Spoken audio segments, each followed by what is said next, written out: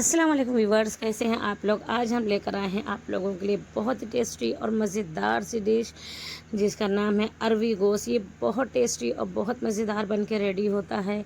आज फ्राइडे है, आप इस तरीके से बनाइए और बना के आप देखिए आपको कैसा लगता है, इसका टेस्ट कैसा लगता है। इसमें हमने कुछ भी बाहर का मसाला नहीं लिया है, सब कुछ अपने किचन का ही डाला है, कुछ भी बाहर का नहीं है और बहुत टेस्टी बहुत डिलीशियस बन के रेडी होता है। अगर आपको अच्छा लगे तो प्लीज़ कमेंट कीजिए। देखिए हमने लिया, गैस को ऑन किया, इस पे रखा है कुकर। कुकर हमारा जब अच्छे से हो जाए, थोड़ा गर्म हो जाए, तो उसके बाद इसमें हम डालेंगे ऑयल। ऑयल अपने हिसाब से आप डालिए। हमने इसमें 1.5 कप ऑयल डाला है।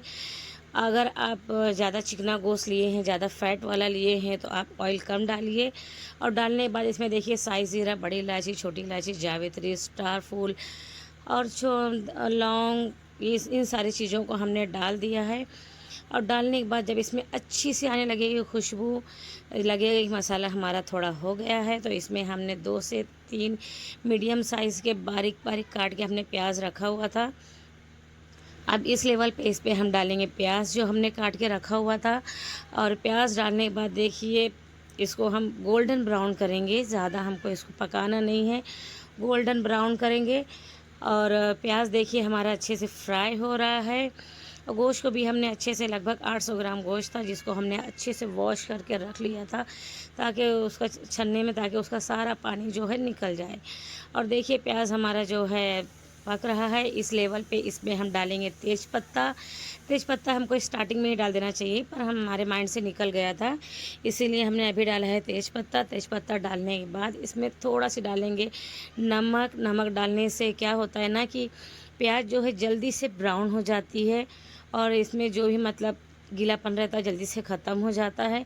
और देखिए प्याज हमारी हो चुकी है ब्राउन अच्छे से, जिस लेवल पे हमको चाहिए था उस लेवल पे प्याज का कलर हमारा जो है वो चेंज हो चुका है।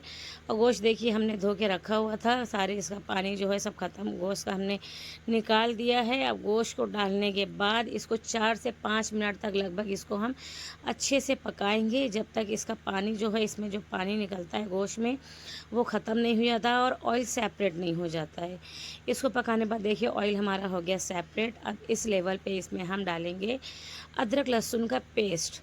अदरक लहसुन का पेस्ट डालेंगे। डालने के बाद में इसको हम 2 से 4 मिनट तक वापस से पकाएंगे।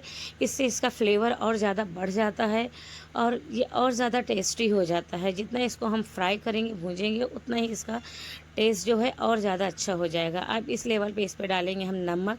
नमक अपने हिसाब से आप कम ज़्यादा कर सकते हैं। नमक डालने के बाद इसको हम वापस से करेंगे 2 से 4 मिनट अच्छे से फ्राई। और फ्राई करने के बाद देखिए ऑयल इसका जो है एकदम सेपरेट हो गया है। गोश्त में जो भी पानी, जो भी मॉइस्चर रहता है, सारा ख़त्म हो चुका है और गोश्त भी हमारा एकदम अच्छे से फ्राई हो चुका है। इस लेवल पे पकाएंगे तो सालन हमारा बहुत टेस्टी बन के रेडी होगा। अब देखिए इसमें गरम मसाला, हल्दी पाउडर, ज़ीरा पाउडर, काश्मीरी मिर्ची, धनिया पाउडर, लाल मिर्ची और इसमें हम डालेंगे काली मिर्चों का पाउडर थोड़ा सी। इन सारी चीज़ों को डाल के हम अच्छे से इसको, थोड़ा सी पानी डालेंगे और इसको डाल के अच्छे से इसको हम करेंगे फ्राई। और देखिए इसको हम फ्राई कर रहे हैं। पानी डालना हमने बताना भूल गए, लेकिन हमने इसमें थोड़ा सा पानी डाला था। अब इस लेवल पे इसमें हम डालेंगे थोड़े से टमाटर प्यूरी। टमाटर को हमने अच्छे से पीस लिया था, इसका पेस्ट बना लिया था। अगर आपको टमाटर नहीं पसंद है तो आप इसमें दही भी डाल सकते हैं, लेकिन दही डालिए तो अच्छे से फेंट के डालिए। आप ऐसे ही दही मत डाल दीजिए, अच्छे से फेंट के इसमें दही डालिए।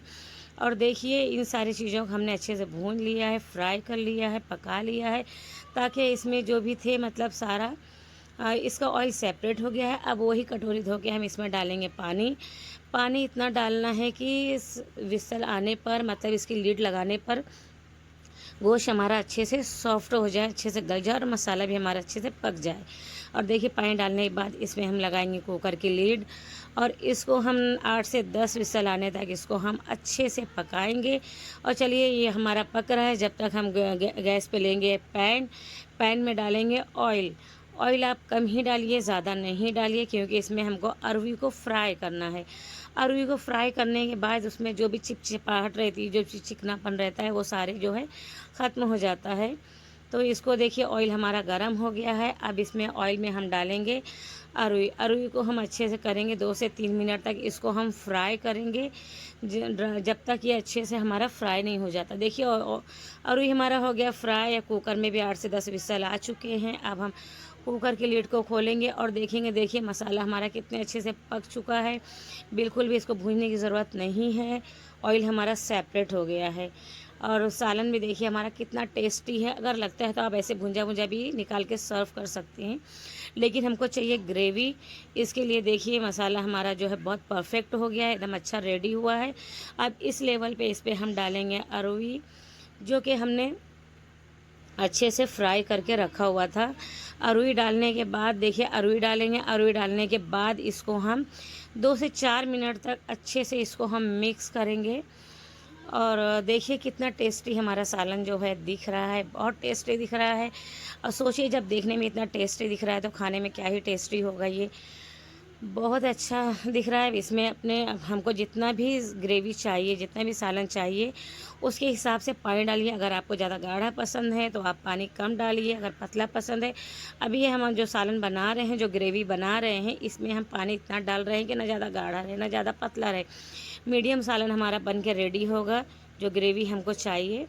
और देखिए अभी इसमें दो विसल और हम लगाएंगे कुकर की लिड बंद करके, ताकि हमारा जो अरवी है वो भी सॉफ्ट हो जाए, गल जाए। ज़्यादा नहीं लगाना है वरना बहुत ज़्यादा गल जाएगी तो टूट जाएगी, तो खाने में टेस्टी नहीं लगेगी। तो सिर्फ 1 से 2 विसल आने तक हमको पकाना है।